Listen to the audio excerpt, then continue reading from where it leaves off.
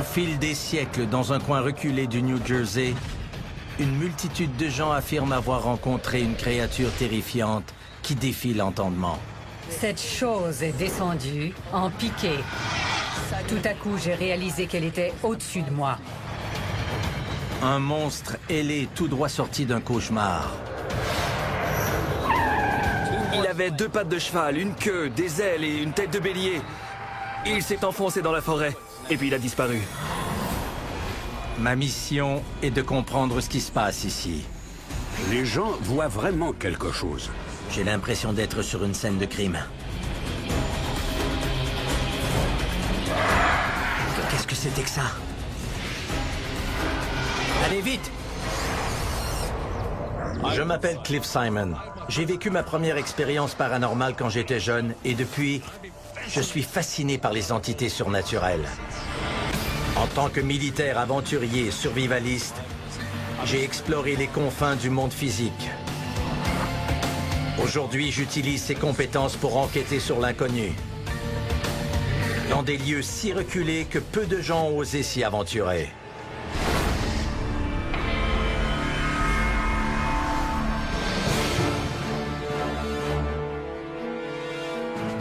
Les Pine Barrens, dans le New Jersey, sont une étendue désolée de plus de 4000 km² de plaines côtières aux forêts denses, aux cours d'eau mystérieux et aux terribles secrets.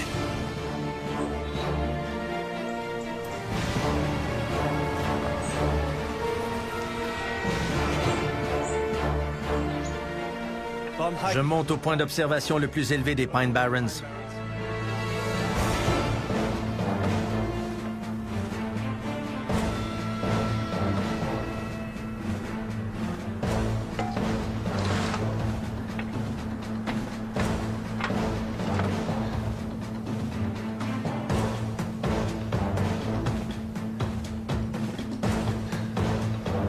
Wow! Regardez cette forêt. C'est immense. Incroyable. C'est la cachette parfaite pour un monstre hurleur à aile et tête de cheval. Il y a eu recrudescence du nombre d'observations d'une créature ailée ici. Et je veux savoir si ces histoires sont vraies.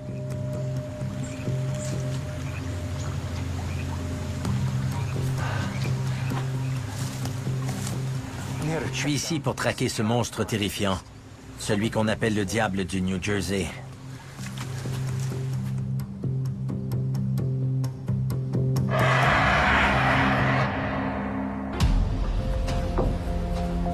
Pine Barrens.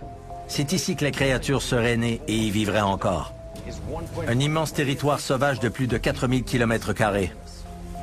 Je dois me renseigner sur le monstre, sur son comportement et sur l'endroit où j'aurai une chance de le trouver. Les Pine Barrens s'étendent sur plus de 7 comtés du New Jersey. Les premiers colons européens ont trouvé le sol trop sableux et acide pour l'agriculture et l'ont laissé en grande partie intact. Mais depuis, il a la réputation de cacher de lourds secrets.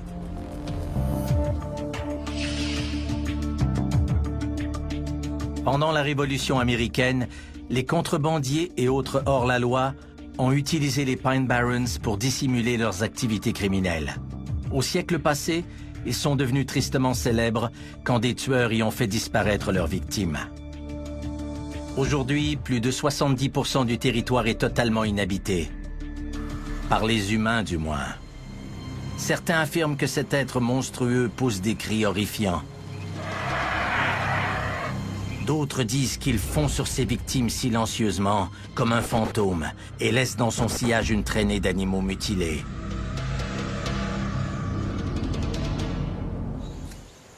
Avant de me lancer à la recherche de cette créature dans une forêt qui couvre plus de 4000 km², je dois en apprendre un peu plus sur le folklore qui entoure le diable du New Jersey.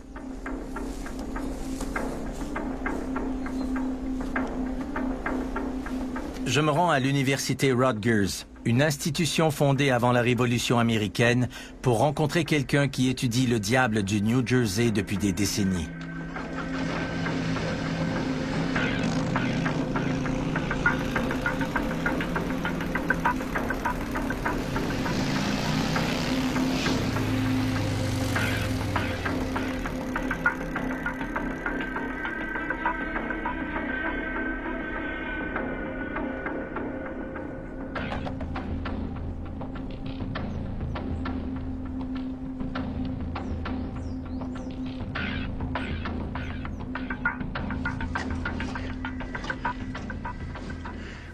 Super.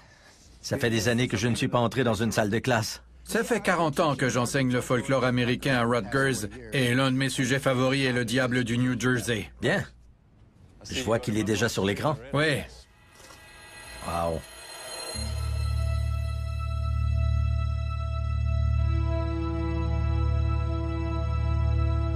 Les recherches du professeur Gillespie l'ont amené à parcourir tout l'État. Au cours des 300 dernières années, le diable du New Jersey a été observé à de nombreuses reprises.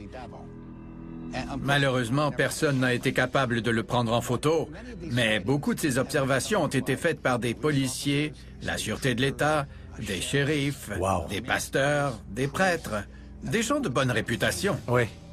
Vous savez, ils n'en parlent pas volontiers publiquement, mais ces gens qui sont soucieux de préserver leur réputation disent quand même l'avoir vu. Le professeur Gillespie lui-même a été témoin de faits inexpliqués. Il y a quelques années, alors que je faisais une randonnée du côté de la tour de Apple Pie Hill, j'ai trouvé des crânes de chevaux. C'était très mystérieux. Qui avait bien pu tuer ces chevaux? Et pourquoi se donner la peine de les tuer au milieu de nulle part? De plus, il y avait les crânes, mais pas les squelettes. J'étais vraiment perplexe. Alors je suis retourné à la tour d'observation et j'ai demandé au garde forestier « Que s'est-il passé ici ?» Il m'a répondu « Il se passe beaucoup de choses étranges qu'on ne comprend pas dans les Pine Barrens, et quand ça arrive, on blâme le diable du New Jersey. »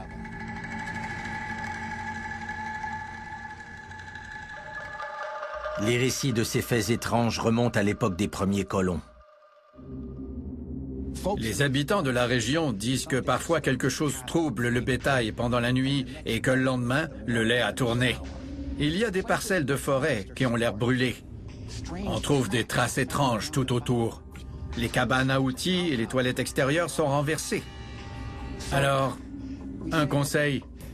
La prochaine fois que vous irez en forêt, soyez prudents. Si vous entendez une brindille se casser derrière vous, prenez garde. Méfiez-vous du diable du New Jersey.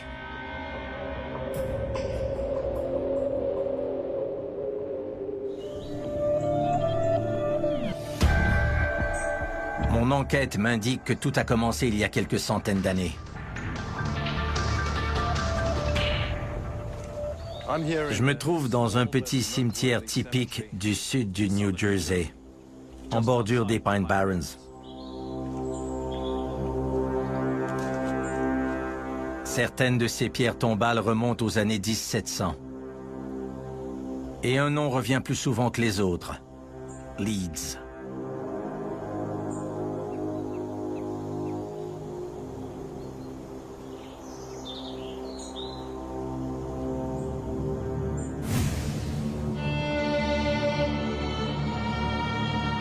La légende raconte qu'une femme de la région, Jane Leeds, enceinte de son 13e enfant, était convaincue que le diable avait maudit le bébé qu'elle portait en son sein.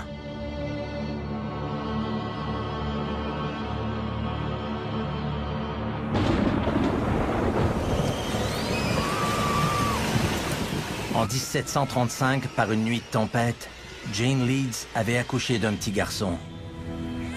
Selon la légende, l'enfant s'était transformé en une créature diabolique avec une tête de chèvre, des sabots fourchus et de grandes ailes parcheminées. On raconte aussi que la bête avait frappé Jane Leeds et les sages-femmes avec sa queue de dragon avant de s'engouffrer dans la cheminée pour ressurgir sur le toit et disparaître dans l'obscurité. Mais le diable du New Jersey n'allait pas rester caché éternellement.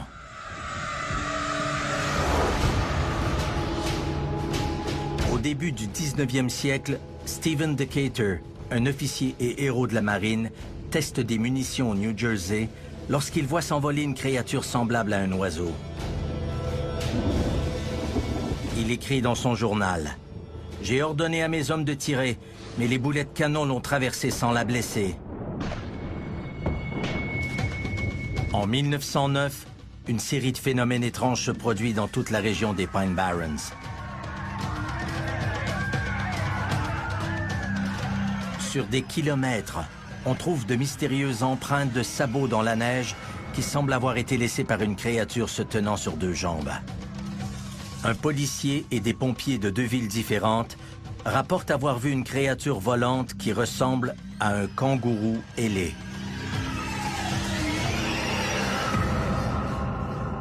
Des dizaines de personnes de la région contactent la police après avoir entendu en pleine nuit des hurlements terrifiants provenant des Pine Barrens. Plus de 100 ans après, cette région est toujours hantée par un phénomène inexpliqué et je veux découvrir ce que c'est. Ces ruines, aux abords des Pine Barrens, sont tout ce qui reste de la maison où le diable du New Jersey serait né. Je ne trouverai pas d'indices dans les ruines, mais j'ai trouvé un lien avec la famille qui vivait ici. L'un des descendants directs de Jane Leeds a accepté de me rencontrer près d'ici.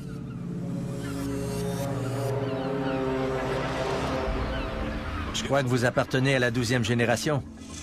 Dites-moi, comment on se sent quand on fait partie de la famille Leeds? Quand j'étais petit, ce n'était pas facile d'être un Leeds. Il y avait un couple dans notre quartier. Ils étaient très dévots et ils nous évitaient. Ils ne voulaient rien savoir de nous. En fait, ils auraient aimé nous emmener à l'église pour nous faire exorciser. Oui, mais Clyde a plus qu'un lien de parenté avec le diable du New Jersey. Il y a une dizaine d'années, il a lui-même fait une rencontre terrifiante. J'étais parti chasser sur notre propriété familiale, j'étais dans la tour de guet. Elle a un toit en tôle ondulée et des murs en bois. On y est à l'abri de la pluie et de la neige quand on décide de passer la journée dehors. Et quelque chose s'est posé sur le toit. Le bruit de ses pas était assourdissant et ça résonnait dans toute la cabane. Oui. Et puis la bête s'est envolée et s'est posée sur une branche d'arbre, à 15 mètres environ. Quand elle s'est tournée vers moi, j'ai vu qu'elle ressemblait à un hibou. Le plus gros que j'ai jamais vu. Mais il n'y a pas de hibou aussi énorme. Cette bête faisait au moins 1,80 m. Oui. Les ailes faisaient plus de 2 mètres. Et le bruit qu'elle a fait en s'envolant de l'arbre était incroyable. Je n'ai jamais rien vu de tel dans ma vie. Et je chasse depuis 40 ans. Les Pine Barrens abritent des oiseaux de proie de grande taille.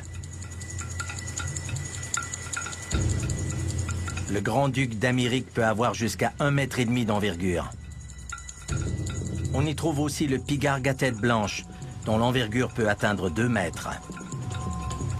La créature que Clyde a vue était nettement plus grande. Qu'a-t-il bien pu observer ce jour-là? C'est ce que je suis venu découvrir. La description de Clyde me renseigne quant à la taille de la créature. Mais j'ai encore beaucoup de recherches à faire.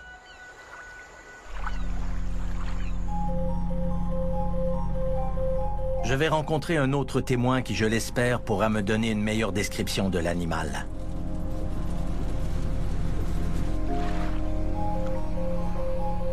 Laurie Bolton a fait une rencontre effrayante chez elle pendant l'hiver 2004.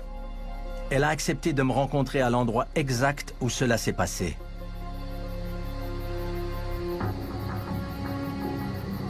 J'aime la forêt. J'ai été élevée dans le nord du New Jersey. Mais dès qu'on est arrivé dans cette maison, j'ai trouvé la forêt angoissante. Elle me faisait peur. Je trouvais qu'il y régnait une atmosphère étouffante. Je dirais qu'il était environ 1 h du matin. Je finissais de mettre de l'ordre dans la maison, comme toutes les mères le font, et puis je me suis rendu compte que je devais sortir dans la cour pour aller chercher du bois pour le foyer. Je vois. Je n'avais pas envie de le faire. Je me sentais particulièrement oppressée cette nuit-là. Au moment où je me suis penchée pour ramasser une bûche, j'ai vu quelque chose d'horrible dans les arbres. Alors, je me suis mise à courir.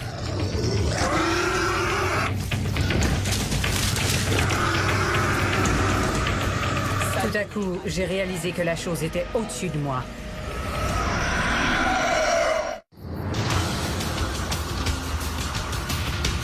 En 2004, Laurie Bolton a fait une rencontre terrifiante. Elle pense qu'il s'agissait du diable du New Jersey. J'étais à mi-chemin quand tout à coup, j'ai réalisé que la chose était au-dessus de moi. Vous n'avez rien entendu? Vous l'avez senti au-dessus de vous? Oui, c'était silencieux et je l'ai vu. J'ai levé les yeux et je l'ai vue. Et puis elle s'est cambrée et j'ai réalisé avec horreur qu'elle se dirigeait exactement là où j'allais, vers ma porte arrière. C'était complètement irréel. Cette chose a juste fondu sur moi. Elle devait avoir une envergure de 3,5 mètres. Et tout ce que j'ai entendu, c'est un bruit métallique. Clic, clic, clic, clic. Vous avez juste entendu un cliquetis. Oui, c'est ce que j'ai entendu. Elle était à 1 mètre de moi, sur la gouttière. Je me suis précipitée dans la maison. J'ai fermé les portes et j'ai paniqué. Complètement. J'étais très inquiète. Qu'est-ce que c'était que ça? Il fallait que je le sache. Alors j'ai appelé la police. Ils sont venus immédiatement et ils m'ont pris au sérieux. Ils ont établi un périmètre de sécurité dans la cour. Et ils ont photographié les empreintes de la créature. Ces photos ont été prises le lendemain matin. Par chance, l'incident a eu lieu en hiver. Et Laurie a pu prendre en photo ce qu'elle croit être les empreintes de sabots du diable du New Jersey sur son toit. D'après ces photos, les empreintes sont celles d'un animal avec des sabots fendus, comme ceux des cerfs, des moutons et des chèvres, mais pas celles d'un animal ailé.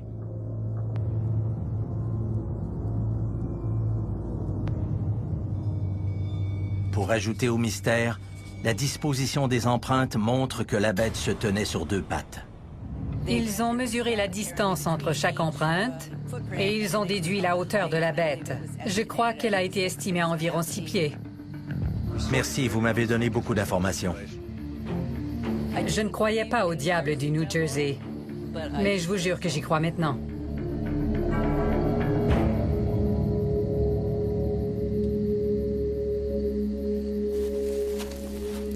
Quand je pense à la taille de la créature dont elle parle, 2 mètres de haut et 3,5 mètres d'envergure, c'est énorme. Ce n'est pas étonnant qu'elle ait réussi à s'élever au-dessus d'elle et qu'elle ait pu se poser sur le toit de sa maison.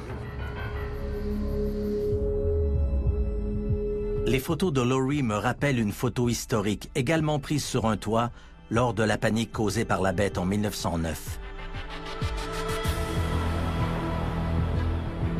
D'après les récits anciens et modernes, le monstre se pose sur les maisons et terrorise les gens qui sont à l'intérieur.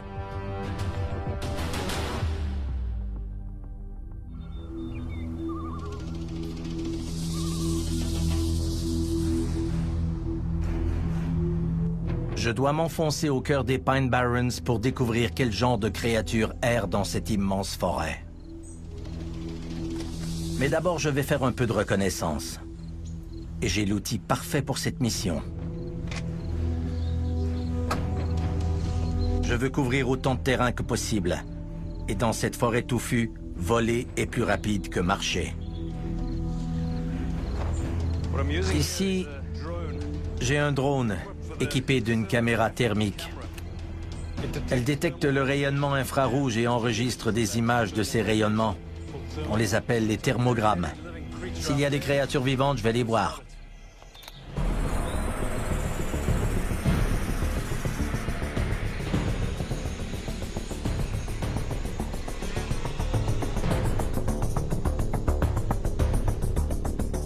Je peux donc voir différentes formes en mouvement qui sont facilement identifiables. Oh wow, il y a un ours noir, super. Et regardez ça, des cerfs.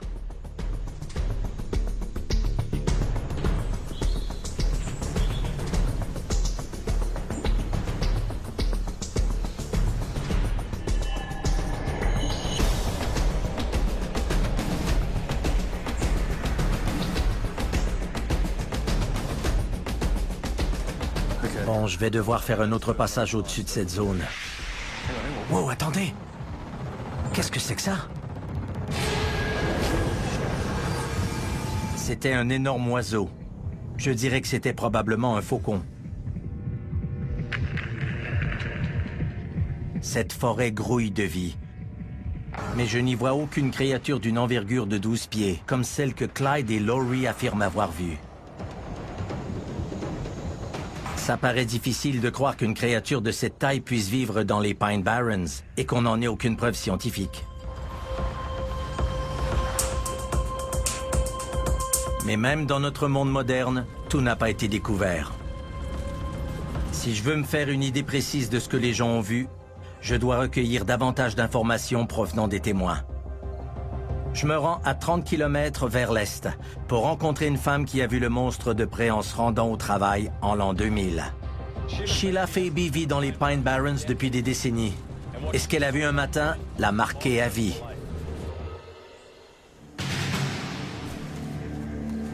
J'ai hâte que vous me racontiez ce qui vous est arrivé.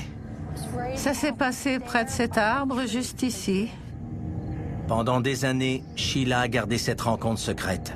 Nous sommes la première équipe de tournage à qui elle a accepté de parler. Je conduisais mon auto et soudain j'ai vu cette créature près des arbres. Elle avait des ailes, un peu comme celles des chauves-souris, Oui. et une tête comme celle d'un hippocampe. C'était étrange. Elle était plutôt squelettique. Elle retenait une branche, et puis elle l'a lâchée, et la branche s'est mise à se balancer. C'est là que j'ai accéléré, j'avais peur. Je n'avais pas la moindre idée de ce que c'était.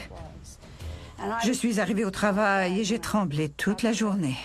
Donc, elle était debout, sur le sol, et elle a écarté une branche pour vous observer.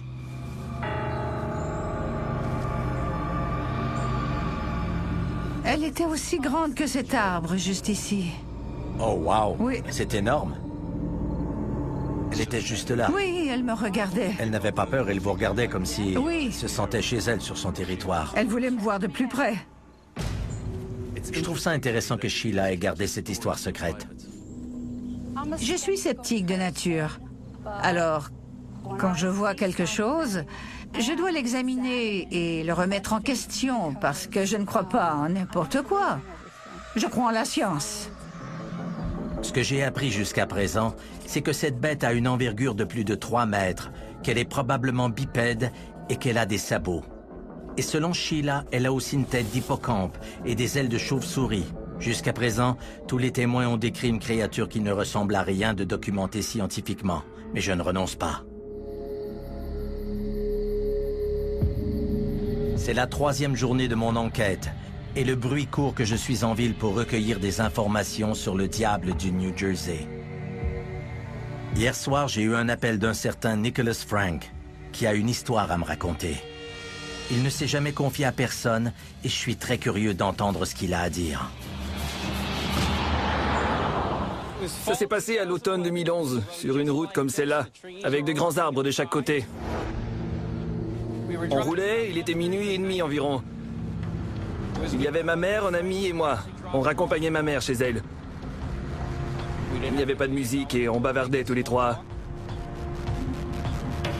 Soudain, quelque chose a attiré notre attention. On a vu la chose bondir depuis le bas-côté et atterrir à quelques mètres devant l'auto, devant les phares.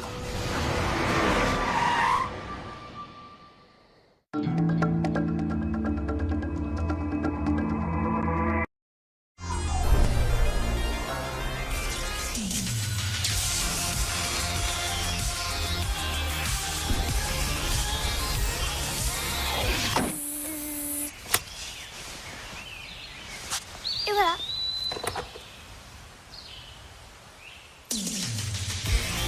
En ce moment, le Volkswagen ID4 SUV 100% électrique est à partir de 369 € par mois. Volkswagen. Je suis aux abords des Pine Barrens, dans le New Jersey, avec un homme qui raconte pour la première fois sa rencontre avec le diable du New Jersey. Le monstre a atterri à quelques mètres devant l'auto, devant les phares. Il avait 2 pattes de cheval, une queue, des ailes et une tête de bélier. Il s'est enfoncé dans la forêt, et puis il a disparu. Nicholas est la première personne à dire que la tête ressemblait à celle d'un bélier. Mais sa description des pattes, des sabots, des ailes et de la queue correspond à des descriptions qui ont été documentées pendant des centaines d'années. C'était incroyable, époustouflant. Je n'avais jamais rien vu de tel. C'est quelque chose qu'on n'oublie pas. Et je n'oublierai jamais ce jour. Mais ce que Nick me décrit ensuite a plutôt l'air d'un phénomène paranormal. Ce qui a vraiment attiré mon attention, c'est que ça ressemblait plus à une ombre en 3 dimensions qu'à une créature matérielle. Ça ressemblait à une sorte de masse sombre, mais bien en chair. Le témoignage de Nick est complètement différent des autres. Je me demande vraiment à quel genre de créature j'ai affaire. Maintenant, on parle de phénomène paranormal. Il ne s'agit plus d'une créature réelle. On parle d'un spectre, d'un fantôme. À mon avis, on ne peut pas simplement aller en forêt pour le trouver. Ce n'est pas une créature comme le Yeti ou le monstre du Loch Ness. Je ne crois pas qu'on puisse parler de cryptozoologie. Votre histoire diffère des autres. Et je vois les choses autrement maintenant. Comme chaque fois que je mène une enquête, j'essaie de garder l'esprit ouvert. Mais je ne crois pas à la théorie du fantôme. Je continue à chercher une créature matérielle.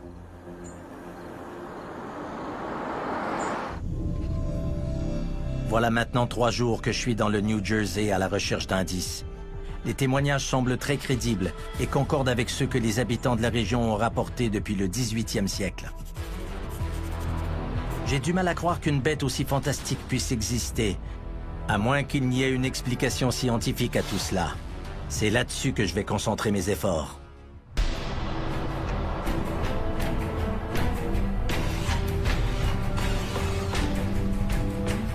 Je me rends chez Paul Peterson. C'est un auteur et historien amateur. C'est une mine d'informations sur les Pine Barrens et sur le diable du New Jersey. Salut, Paul. Content de vous accueillir ici. Merci, merci. Vous avez fait bon voyage? Oui, très bon. Bien. Paul est un ancien pompier. Il n'a pas vu la créature lui-même, mais il s'en est fallu de peu.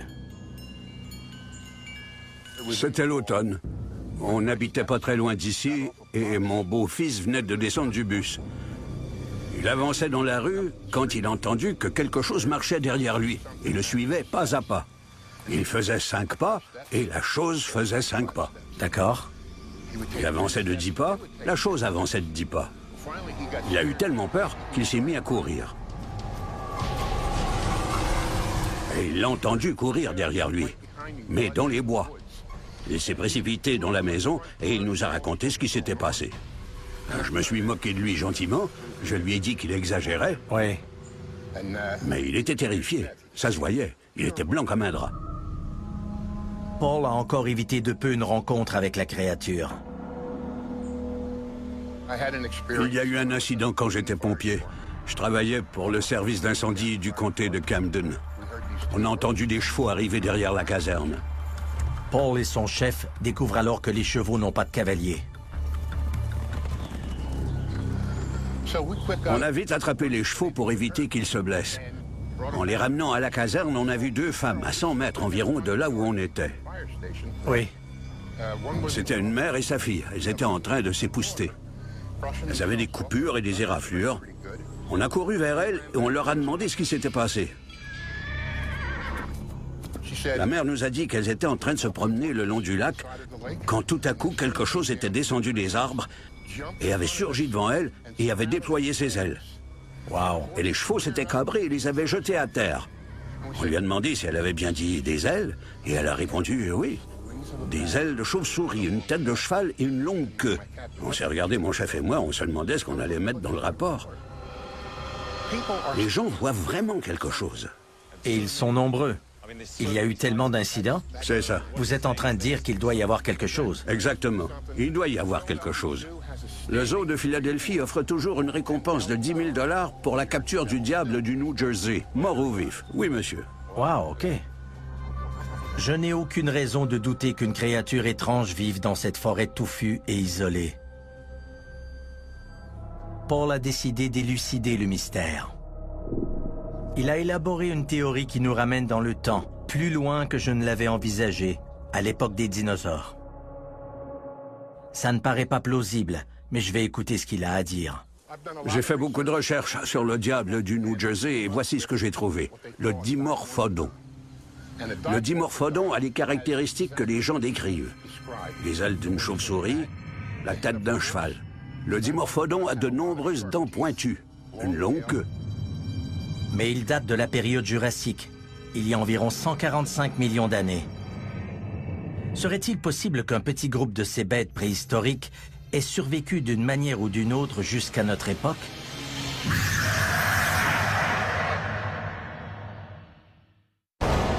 Je suis dans les Pine Barrens, dans le New Jersey, et j'enquête sur un monstre ailé qui terrorise les habitants de cette région depuis des siècles. Un habitant de l'endroit, Paul Peterson, pense savoir de quoi il s'agit. Selon lui, c'est un dinosaure des temps modernes qui a survécu depuis la période jurassique. S'il a survécu à travers les âges, Oui. ça signifie que cette créature existe depuis bien plus longtemps qu'on le pense.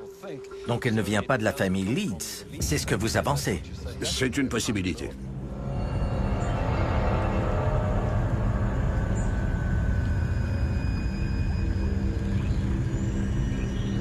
La créature sème la terreur dans cette région depuis des siècles. D'après mes recherches, bien avant que des colons ne s'installent dans le New Jersey, les légendes de la tribu autochtone des Lenni Lenape parlaient déjà de monstres ailés des Pine Barrens. Sous le nom de Petakuweok, ou être du tonnerre, ces mauvais esprits avaient le corps d'un oiseau et une tête humaine. Les membres de la tribu décrivaient-ils en fait un dinosaure volant? Avant que je m'intéresse un peu plus à cette théorie, Paul me fait part d'une autre idée. Si cette créature est insaisissable, c'est peut-être parce qu'on la cherche au mauvais endroit. Et si le diable du New Jersey était un animal aquatique? Il y a des étangs profonds un peu partout dans les Pine Barrens. Selon Paul, ils sont reliés par un réseau de rivières souterraines. C'est peut-être comme ça que le diable du New Jersey se déplace sans être vu. Je devrais sans doute faire plus de recherches. Absolument. Se pourrait-il qu'une espèce rare de dinosaure erre encore sur la Terre et nage dans ses eaux? Ce n'est peut-être pas si invraisemblable. Il existe aujourd'hui un certain nombre d'animaux vivants qui coexistaient autrefois avec les dinosaures. Des requins, des crocodiles et des limules, pour n'en citer que quelques-uns. Paul me suggère de visiter l'un des trous bleus des Pine Barrens pour essayer de trouver les traces du diable. Ces étangs sont des lieux de baignade populaires, mais ils sont aussi incroyablement dangereux. Au cours des 20 dernières années, 15 personnes, dont de nombreux nageurs expérimentés, se sont noyés dans les Pine Barrens. Ont-ils été victimes du diable du New Jersey? Je n'ai jamais vu de forêt comme celle-là.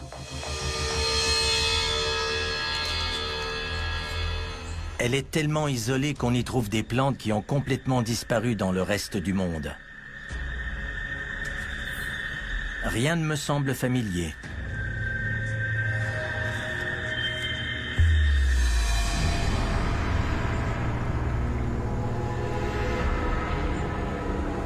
On trouve beaucoup de plantes carnivores dans les Pine Barrens. La sarracénie, par exemple. Elle dévore les petites grenouilles, les insectes, les petits serpents. Elle sécrète un liquide qui les dissout en entier.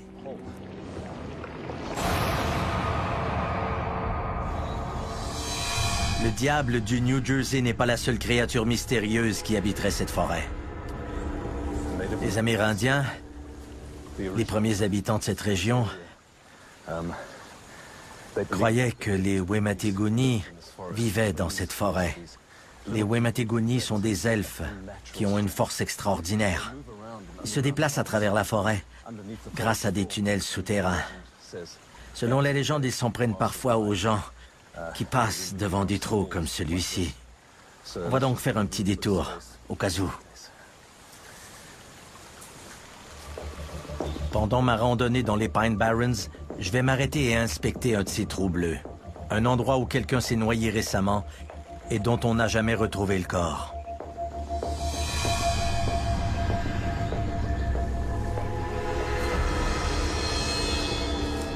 Oh!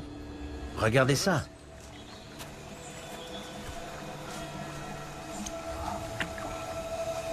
J'ai l'impression d'être sur une scène de crime. Vous voyez ces cèdres? Ils contiennent beaucoup de tanin. C'est ça qui teinte l'eau et donne à la rivière cet aspect ensanglanté. Cette eau sombre me rappelle le célèbre Loch Ness en Écosse. L'eau y est encore plus trouble, teintée par la tourbe. La visibilité sous la surface est presque nulle. Les conditions sont parfaites pour qu'une bête mystérieuse s'y cache.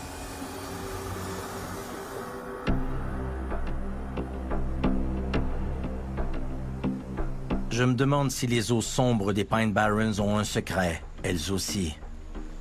Un animal préhistorique dangereux se cacherait-il dans les profondeurs?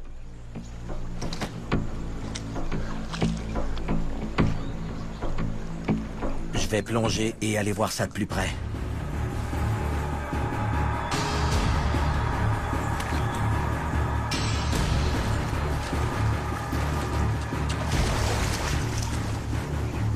On perd pied très vite dans des étangs comme celui-là.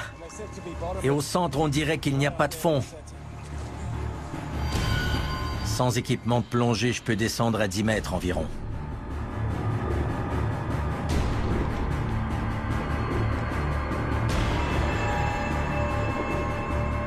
On n'y voit pas grand-chose.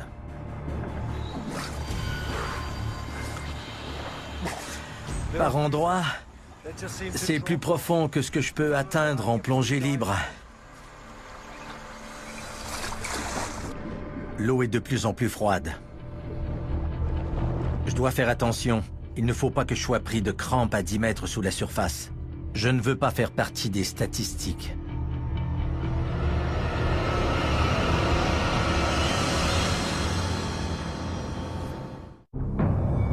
Je suis en train d'explorer un trou bleu dans les Pine Barrens du New Jersey. Je suis à la recherche du monstre qui s'y cache peut-être, et j'essaie de comprendre pourquoi il y a tant de noyades à cet endroit.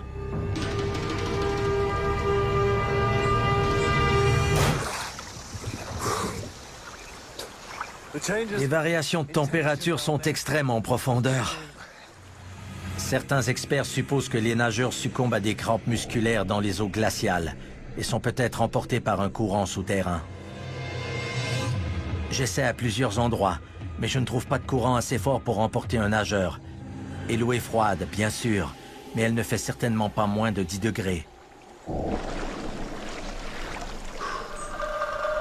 Alors je retourne sur la terre ferme pour continuer mon enquête.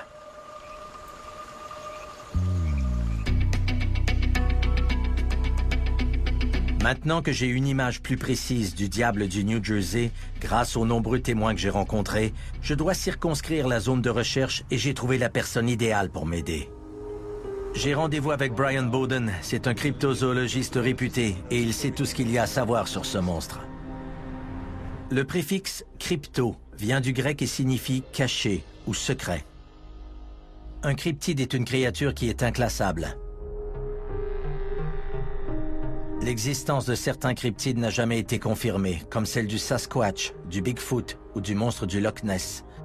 Des créatures qu'on pensait être des supercheries, comme l'ornithorynque, ont été étudiées, classifiées et acceptées comme réelles. Ça va faire 20 ans que j'étudie cette créature, plus de 20 ans même. C'est un cas très intéressant. C'est un cryptide très mystérieux, encore plus que les autres. Je dois circonscrire ma zone de recherche, et cette forêt fait plus de 4000 km². Selon vous, quel serait le meilleur endroit pour commencer? Si je partais à sa recherche, j'irais dans la partie sud-ouest des Pine Barrens. La végétation est très dense à cet endroit et c'est l'habitat du monstre. À mon avis, vous avez une chance de le trouver dans cette zone. C'est là que vous devriez concentrer vos efforts. Le diable du New Jersey semble difficile à pister, mais Brian dit qu'il laisse derrière lui des indices essentiels. Si vous trouvez des carcasses un peu partout et des cadavres abandonnés, ce sont les victimes de la bête qui a pris ce qu'elle voulait et qui est partie. Alors si vous trouvez des carcasses, ça veut dire que vous avez une chance de rencontrer le diable du New Jersey. Très bien, merci beaucoup. Ça va m'être très utile. Ça m'a fait plaisir. Brian m'envoie à l'extrémité sud-ouest des Pine Barrens, là où la végétation est dense, à la recherche de la tanière du diable. Je vais essayer de repérer les carcasses partiellement mangées, car je viens d'apprendre que lorsque le diable tue un animal, il arrache quelques bouchées et abandonne le cadavre.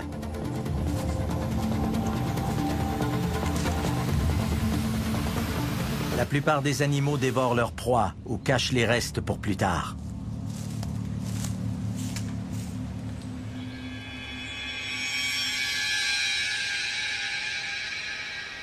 Quelque chose dans l'air me force à m'arrêter. C'est l'odeur de la mort.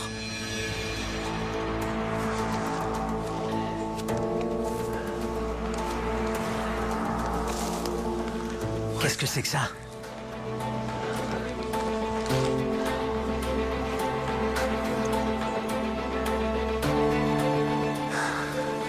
C'est un cadavre. Ce sont les restes d'un cochon sauvage. Il y en a beaucoup. Ils sont la proie des animaux et des chasseurs. Mais cet animal semble abandonné. Il n'a pas l'air d'avoir servi de repas. Il a été attaqué. La plupart des prédateurs commencent par manger des organes, mais tous les viscères sont encore intacts. Ça me donne une idée. J'aurai besoin de ça ce soir. Je vais me servir de la tente de secours que j'ai toujours avec moi. Je vais l'utiliser pour transporter une partie de ce cadavre.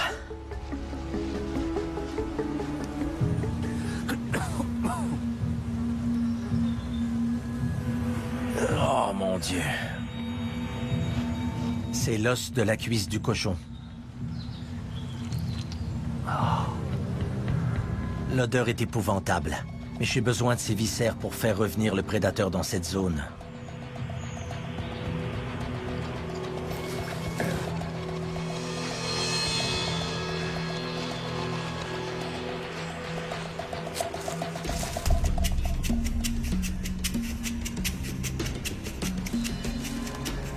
Cet arbre a l'air parfait pour ce que je veux faire.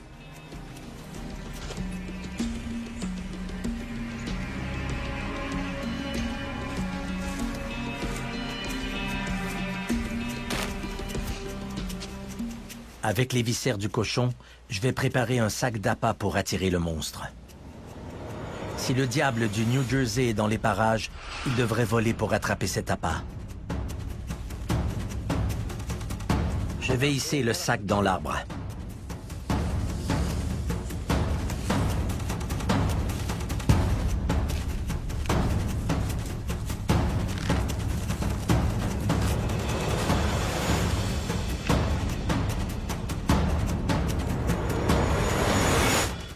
Les minutes passent et la puanteur est de plus en plus forte.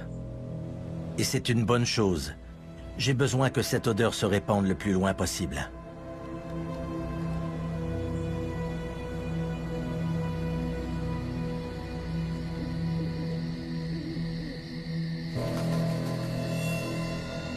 Il n'y a que moi et l'équipe de tournage ici. On a besoin d'un système d'alarme au cas où un gros animal viendrait chercher l'appât, que ce soit par les airs ou sur terre. J'ai mis en place une sorte de périmètre de sécurité.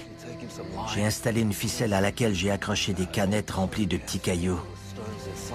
Si quelque chose tire sur la ficelle, ça va agiter les canettes.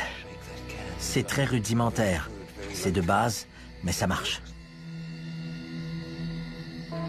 Je ne peux rien faire de plus. S'il y a un grand prédateur affamé dans les parages, j'espère que cet appât suffira à l'attirer.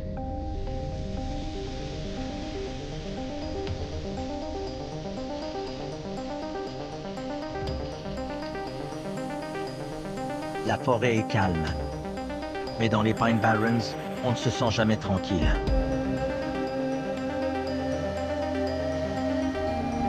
Je suis prêt à faire le guet aussi longtemps qu'il le faudra.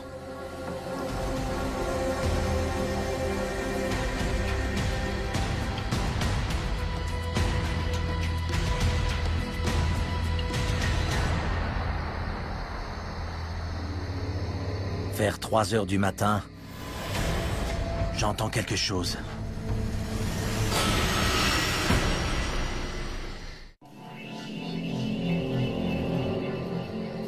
Il est 3 heures du matin dans les Pine Barrens. Alors que je guette le diable du New Jersey, j'entends quelque chose.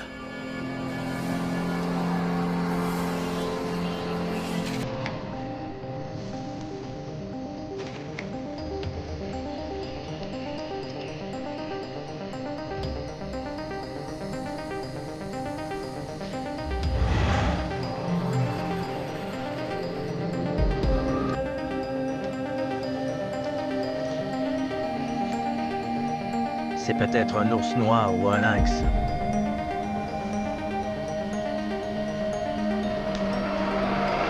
Je ne vois rien, mais je sens une étrange présence.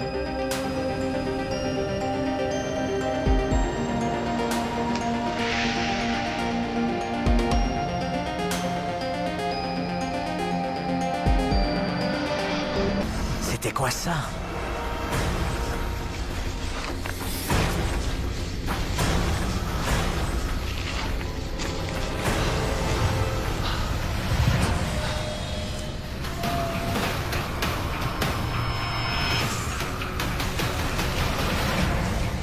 Maintenant que je suis plus près, je n'en crois pas mes yeux.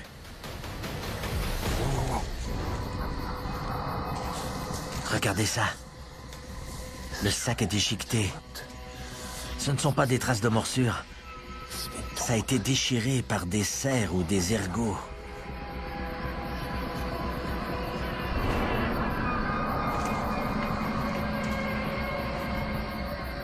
J'aimerais pouvoir dire que c'est le diable du New Jersey. C'était quelque chose de gros, c'est sûr. Un animal très puissant. Je ne suis pas sûr que la créature qui a fait ça soit partie.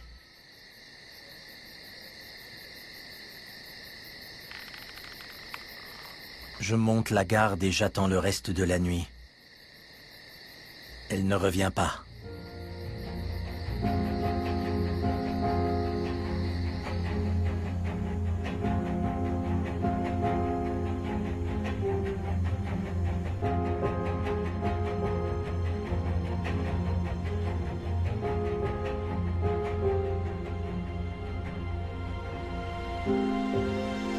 Pendant cette enquête, je n'ai pas rencontré en personne le diable du New Jersey.